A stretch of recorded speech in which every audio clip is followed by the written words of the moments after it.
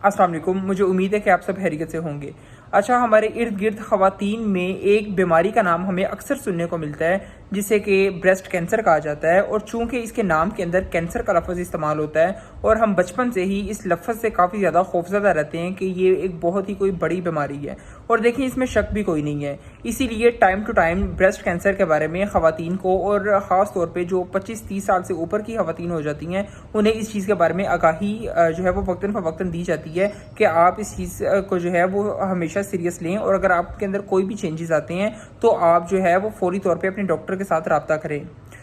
इस मौजू को लेके यूट्यूब पे और इंटरनेट पे भी बहुत ही ज़्यादा डिफरेंट किस्म की वीडियोस जो है वो पाई जाती हैं, जिनमें से कुछ चीज़ें तो ठीक हैं लेकिन कुछ चीज़ें ऐसी होती हैं जो कि इनकम्प्लीट होती हैं। तो मैंने सोचा कि मैं आज आपके साथ जो है इसके साइन क्या होते हैं, सिम्टम्स किस तरह ये वाज़ह हो रहा होता है, ब्रेस्ट कैंसर किस तरह हमें देखने को मिलता है, इसकी निशानियाँ क्या क्या होती हैं, ये मैं आज आपके साथ डिस्कस करूँ। देखिए, ब्रेस्ट कैंसर जो है इसकी 5-6 जो है वो मुख्तलिफ किस्म की हमें निशानियों में ये मिलता है, जिसमें सबसे पहला जो साइन ख़वातीन में देखने को मिलता है वो ये कि उनमें जो ब्रेस्ट है वो एक ब्रेस्ट या दोनों ब्रेस्ट, इनका साइज़ बड़ा हो जाता है और इनकी शक्ल के अंदर काफ़ी ज़्यादा चेंज आना शुरू हो जाता है। तो इस तरह ख़वातीन को आम तौर पे जो है वो खुद ही पता चल जाता है कि मेरी जो ब्रेस्ट है उसके अंदर कोई ना कोई चेंज आ रहा है, और इसकी शक्ल जो है वो पहले इस तरह की नहीं थी जैसे कि अब होती जा रही है। जो दूसरा चेंज हमें ब्रेस्ट में देखने को मिलता है वो ये देखने को मिलता है कि जो ब्रेस्ट होती है उसके अंदर कोई ना कोई लोथड़ा बनना शुरू हो जाता है। जब आप उसे हल्का सा टच करेंगे, आप आर्म पिट से शुरू हों, अपनी बगल से, और पूरी अगर जो ख़वातीन अपने ब्रेस्ट तक उसे दबाएं तो कहीं ना कहीं उन्हें वो लोथड़ा जो है वो यकीनन देखने को मिलता है, अगर तो ब्रेस्ट कैंसर की कंडीशन वहाँ पे होगी तो। तीसरा जो चेंज देखने को मिलता है वो होता है कि ख़वातीन के अंदर जो ब्रेस्ट है वो काफ़ी ज़्यादा उसकी टाइटनेस हो जाती है, और ब्रेस्ट के अंदर जो है अक्सर औकात जो है कभी ना कभी उन्हें पेन फील होती है, और ख़ास तौर पे एक चुभने वाली फील अगर पेन फील हो तो ये भी जो है वो ब्रेस्ट कैंसर की एक निशानी हो सकती है। चौथी और बहुत ही जो है कॉमन किस्म का एक चेंज ये देखने को मिलता है कि ख़वातीन में अगर तो ब्रेस्ट कैंसर की इनिशियल स्टेजेस हों, यानी कि अभी स्टार्ट हो रहा हो या काफ़ी आगे चल चुकी हो ये कंडीशन, तो होता क्या है कि जो ब्रेस्ट का कलर है वो काफ़ी ज़्यादा रेड हो जाता है, ब्रेस्ट जो है वो रेडनेस की तरफ कन्वर्ट हो जाती है। अगर किसी का जैसे कि स्किन का कलर जो है वो नॉर्मल वाइट है या ब्राउन है, कुछ भी कलर है, तो लेकिन उसकी जो ब्रेस्ट का कलर होगा वो काफ़ी ज़्यादा रेडनेस के अंदर कन्वर्ट हो जाता है। पांचवी जो है वो चेंजिंग ये देखने को मिलती है कि अक्सर औकात जो है ब्रेस्ट के ऊपर जो स्किन होती है वो स्किन फ्लैकी हो जाती है, स्किन के अंदर भी चेंजेस आना शुरू हो जाती हैं, या जिस तरह कह लें कि स्किन के परछे बन के उतरना शुरू हो जाती है, ड्राई स्किन हो के इस तरह की चेंजेस होना ये भी काफ़ी ज़्यादा कॉमन है। छठी और एक बहुत ही ज़्यादा कॉमन और काफ़ी ज़्यादा जो कि एडवांस स्टेज पे जाके पता चलता है वो एक चेंज ये आती है कि जो ब्रेस्ट का निपल होता है वहाँ से खून निकलना शुरू हो जाता है, या कोई भी इस तरह का लिक्विड निकलता है जो कि दूध के अलावा जिसका कलर हो, जो कि वाइट कलर में आमतौर पे नहीं होता, येलोइश वाइट होता है या ग्रे कलर का होता है या रेडिश कलर का, अगर तो लिक्विड निकलना शुरू हो जाए तो ये भी ब्रेस्ट कैंसर की तरफ आपको लेके जा रही होती है कंडीशन। अच्छा, अब हमें पता चल गया कि जो ब्रेस्ट कैंसर है उसकी ये 5-6 सिम्टम्स हो सकती हैं, लेकिन हम किस तरह जो है इसका कोई टेस्ट करवाएंगे, या किस तरह हमें कंफर्म हो कि वाकई ही अगर ये 6 में से कोई 2-3 सिम्टम्स हो रही हैं, या इसमें से कोई 3-4 सिम्टम्स हो रही हैं, या चाहे एक भी सिम्टम हो रही है, तो हम कौन से ऐसे टेस्ट करवाएं। देखिए, मामूल में आमतौर पे 2 तरह के टेस्ट किए जाते हैं ब्रेस्ट कैंसर के लिए। इनमें से एक टेस्ट को तो कहा जाता है मेमोग्राफी और दूसरे टेस्ट को कहा जाता है थर्मोग्राफी। देखिए, सबसे पहले मैं बात करता हूँ मेमोग्राफी पे। मेमोग्राफी में क्या होता है कि काफ़ी ज़्यादा जो है वो रेस का इस्तेमाल किया जाता है, और जो है एक्सरेज वगैरह के इस्तेमाल से ये देखा जाता है, एक पिक्चर ली जाती है ब्रेस्ट की कि क्या इसके अंदर चल रहा है, और अंदर से जो है वो किस तरह की कंडीशन जो है चल रही है इस टाइम।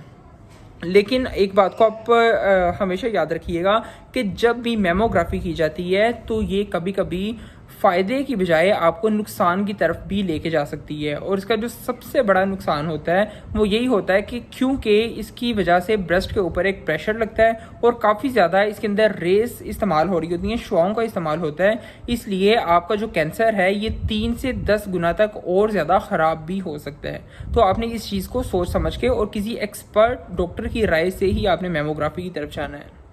जो दूसरी हम टेस्ट करते हैं उसे कहते हैं थर्मोग्राफी, और थर्मोग्राफी से क्या होता है कि ये बहुत ज़्यादा एक्यूरेट नहीं है, ये सिर्फ आपको कैंसर के बारे में ही नहीं बता रहा होता, बल्कि अगर कोई भी स्मॉल किस्म के चेंजेस आ रहे हों आपकी ब्रेस्ट में तो ये उसे भी डिटेक्ट कर लेता है। अब देखें अब हमें ये पता चल गया जी कि हम ये जो है टेस्ट सोच समझ के करवाएं, क्योंकि इनमें से मैंने जिस तरह बताया कि एक टेस्ट आपको ज़्यादा आपकी कंडीशन ख़राब भी कर सकता है। तो फिर दूसरा सवाल ये पैदा होता है कि हम जो है इस कैंसर को किस तरह रोकेंगे।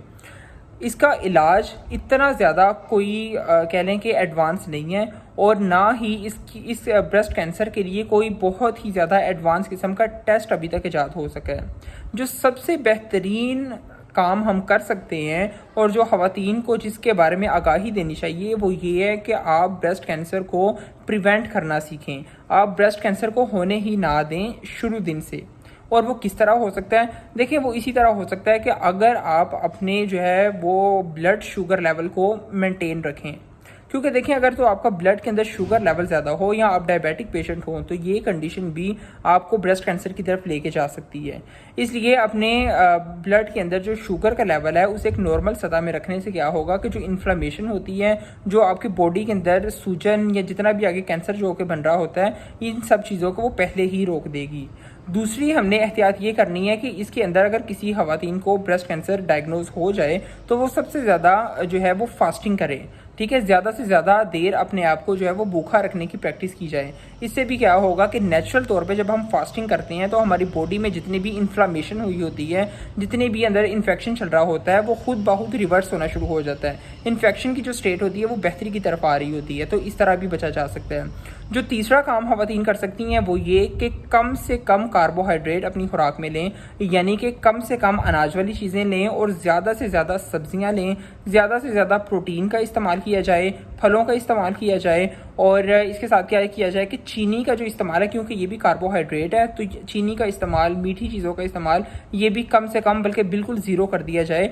तो काफ़ी हद तक हम जो है वो इस बेहतर कंडीशन के अंदर होते हैं कि हम ब्रेस्ट कैंसर की कंडीशन को या तो बिल्कुल ख़त्म कर सकते हैं या रिवर्स कर सकते हैं।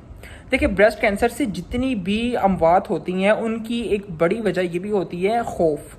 जब भी आप किसी डॉक्टर के पास जाते हैं और वो डॉक्टर आपको कहता है जी कि आपको तो ब्रेस्ट कैंसर हो गया, अब आपके पास 2 या 3 माह हैं। देखिए, डॉक्टर जो 2-3 माह का टाइम हमें दे रहे होते हैं, हमारी ज़िंदगी का तयन कर रहे होते हैं, वो अपनी किसी ना किसी जो है तजर्बे की बुनियाद पे कह रहे होते हैं। लेकिन ये ज़रूरी नहीं है कि वो हर शख्स ही जो है वो 2-3 माह बाद जो है वो फोत हो जाएगा, या जितना डॉक्टर्स ने कहा है वो सिर्फ उतना ही ज़िंदा रह सकता है। लेकिन जब डॉक्टर इस तरह की कोई बात करते हैं तो इसके पीछे जो खौफ होता है वो बहुत ही ज़्यादा होता है, और वो इतना ज़्यादा इंटेंस किस्म का खौफ होता है कि इंसान हर रोज़ के साथ साथ अपनी मेंटल कंडीशन को खो देता है। और जब उसकी मेंटल कंडीशन काफ़ी ज़्यादा डिस्टर्ब हो जाती है तब भी बॉडी के अंदर जो है इन्फ्लेमेशन का और इन्फेक्शंस का जो रेशियो है वो ज़्यादा हो जाती है। इसलिए डॉक्टर्स को भी इस चीज़ का ख्याल करना चाहिए कि हर पेशेंट्स को जो है इस तरह जो है पहले ही खौफज़दा ना कर दिया जाए, बल्कि उसे प्रिवेंट करने की जो है मेजरमेंट्स बताई जाएँ, उसे वो तरीके बताए जाएँ कि किस तरह वो अपने कैंसर को प्रिवेंट कर सकता है या उसे रिवर्स कर सकता है। मुझे उम्मीद है कि ये वीडियो आपको पसंद आई होगी।